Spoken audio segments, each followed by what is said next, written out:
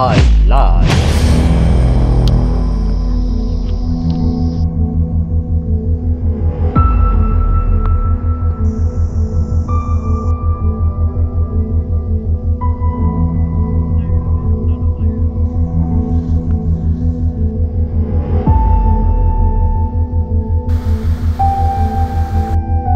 तामागिर भन्ने ठाउँ छ।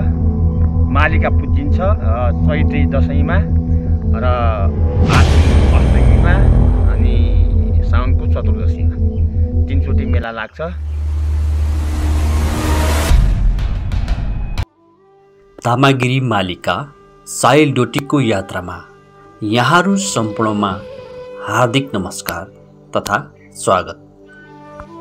हाम्रो यात्रा सिलगढी डोटीबाट बिहान 7 बजे शुभारम्भ भएको थियो। बग्लेकको फेदीबाट देखिएको यो सुन्दर दृश्य उडीतोला सिलगढी लगायत वरपरको सेरोफेरो हो।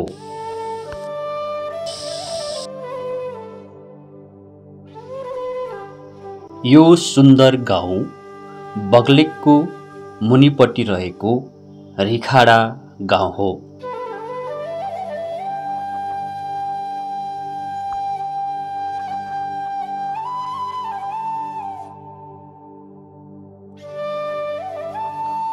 यो बग्लेकमा रहेको तालबाराई मन्दिर हो, जहाँ कार्तिक महिनामा जात्रा लाग्ने गर्दछ।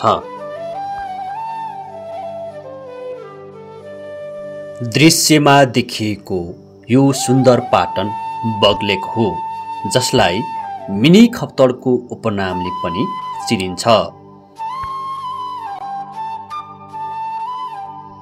दृश्यमा देखिएको यो सुन्दर ठाउँ चर्केको लेक हो।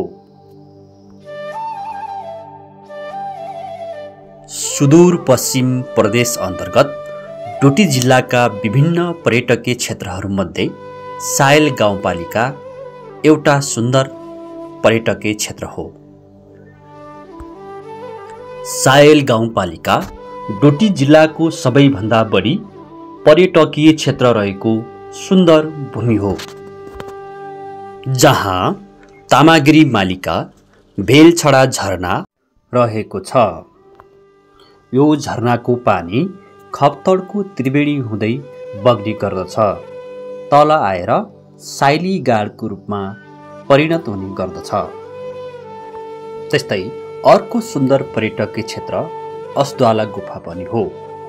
यसभित्र अर्को अन्तर्गुफा रहेको छ। यहाँ फागुन महिनामा महाशिवरात्रि मेला लाग्ने गर्दछ।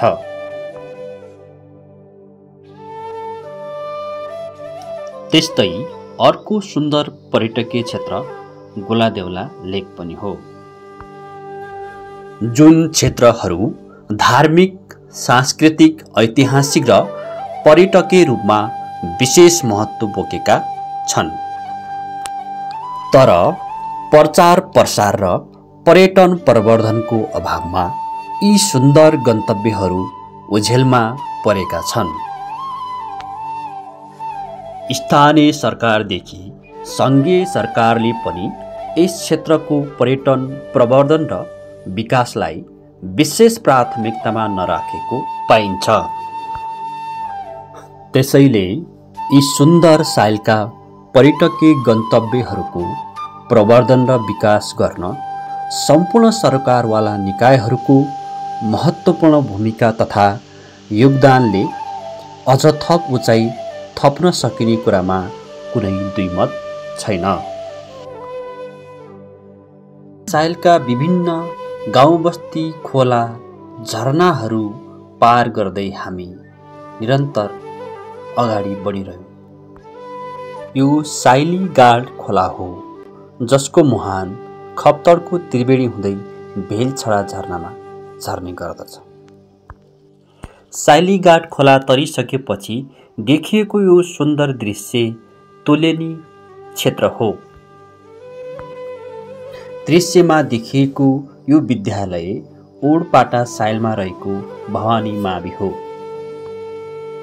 दृश्यमा देखिएका यी सुन्दर बस्तीहरू साइलका विभिन्न गाउँहरू हुन्। साइलको विभिन्न पर्यटकीय क्षेत्रको धार्मिक, सांस्कृतिक, ऐतिहासिक र पर्यटकीय महत्त्वको बारेमा हामीले आदरणीय गुरु तेजराज ओझासँग छोटो कुराकानी गरेका छौँ। साइल गाउँपालिकाको धार्मिक पर्यटकीय क्षेत्रको विषयमा मैले भन्नु पर्दाखेरि सर्वप्रथम त हाम्रो यो साइलमा तपाईँ आइदिनुको भयो, आएर चाहिँ यी कुरा चाहिँ संसार जगतमा चाहिँ पुगाउने जो कोसिस गरिदिनु भयो, यसको लागि हजुरलाई चाहिँ म हार्दिक आभार धन्यवाद टक्राउँछु। यो तामाकिरभन्दा तल चाहिँ अस्द्वाला भन्ने ठुलो गुफा छ, त्यहाँ चाहिँ शिवरात्रिमा ठुलो मेला लाग्छ।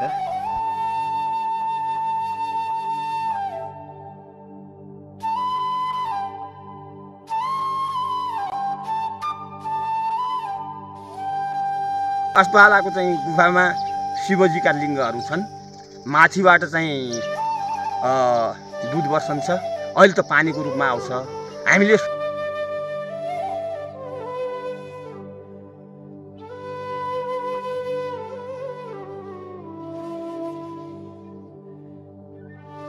त्यहीँबाट चाहिँ अन्तर्ध्यान भएर गुफाबाट चाहिँ मालिका निस्कन्थे अरे, मालिकाबाट अन्तर्ध्यान भएर चाहिँ अस्द्वालामा आउँथे अरे। यस्तो अस्द्वालाको अद्भुत शक्ति छ।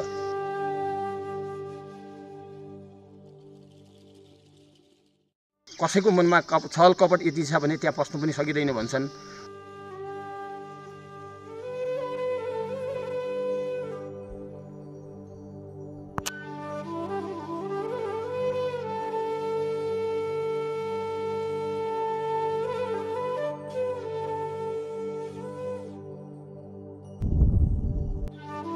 असन्तानीलाई सन्तान दिने, निर्धनीलाई धन दिने, जसले जे चिताएर एकचोटि भएर त्यहाँ चाहिँ गयो भने उनलाई चाहिँ साफल्य दिने भन्ने चाहिँ किम्वदन्ती पनि छ।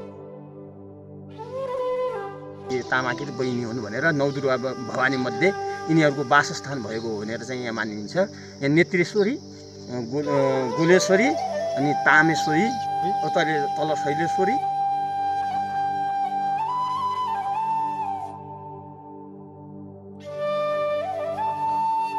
कैलाली र कञ्चनपुर बाहेक अरू सबै जिल्लाका डाँडाकाँडाहरू चाहिँ यो तामाकिरबाट देखिन्छ।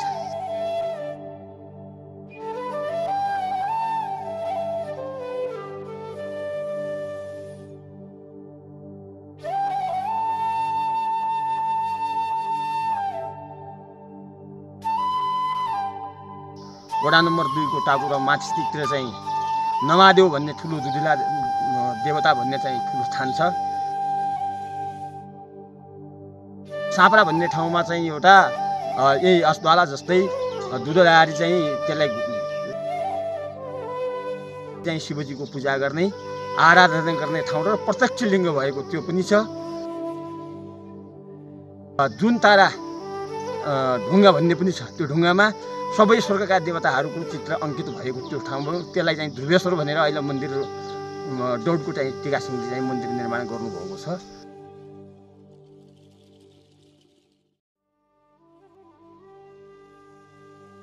गोलदेउलाको विषयमा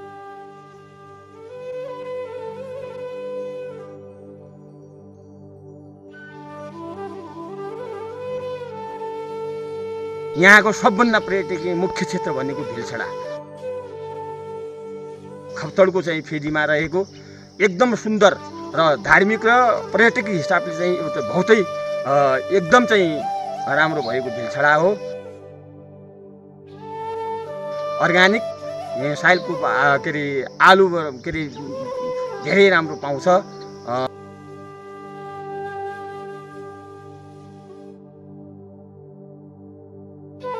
राष्ट्रैसँग पनि चिनाउन नसकेर हामी पाछा परेका हौँ। यो जन्मभूमिको लागि यहाँका दाजुभाइ सबैले पनि चाहिँ अब आफ्नो तर्फबाट यो यी पर्यटन क्षेत्रको लागि चाहिँ उत्थान गर्नुहुने भन्ने आशा गर्दछु।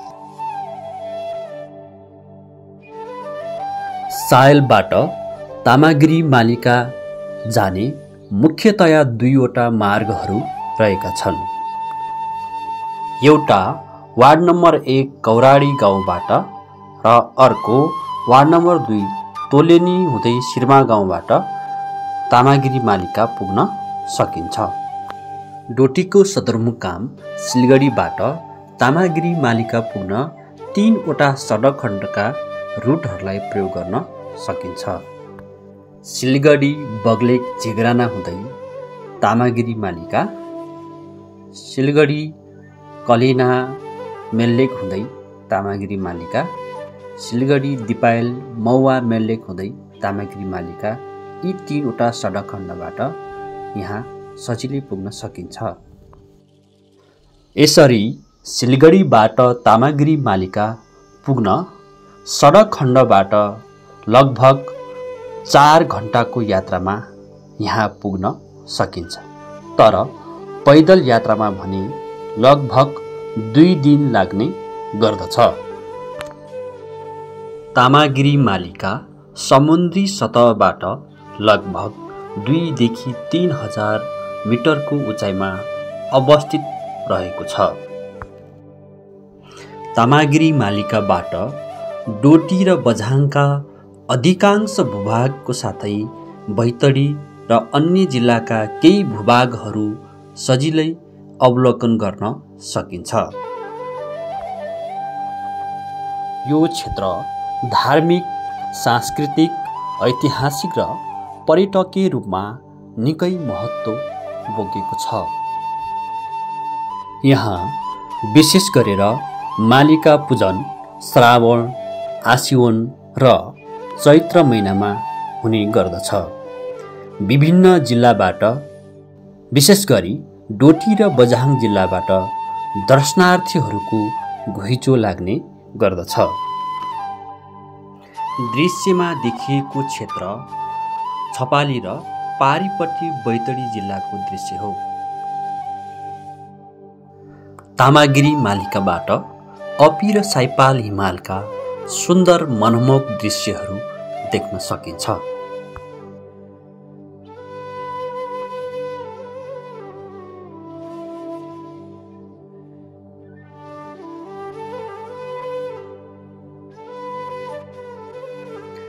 दृश्यमा देखिएको क्षेत्र बझाङको थलारा र डोटीको सिर्मा साइलको क्षेत्र हो।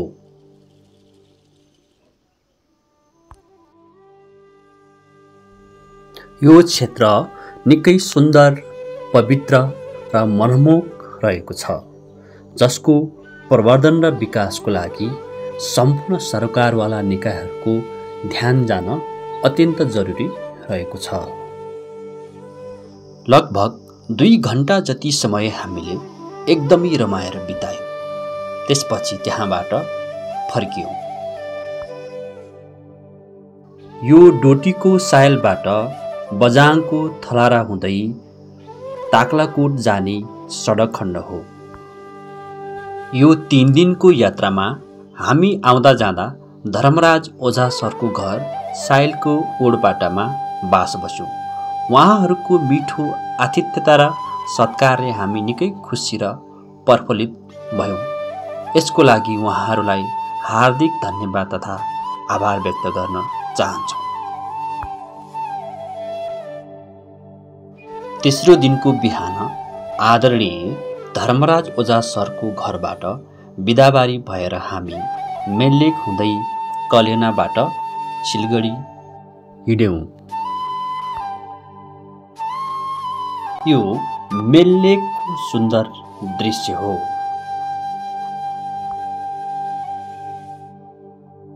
यो मेल्लेक मुनि रहेको नारा गाउँको सुन्दर सेरोफेर हो। यो मेल्लेक पर रहेको दल्लेक गाउँको सेरोफेर हो। सम्पूर्ण आदरणीय महानुभावहरूले यो भिडियोलाई हेरेर मिठो प्रतिक्रिया दिनुहुन्छ भन्ने आशा र विश्वासको साथ म प्रस्तुता भरत खड्का बिदा हुन्छु। हवस्, धन्यवाद, नमस्कार।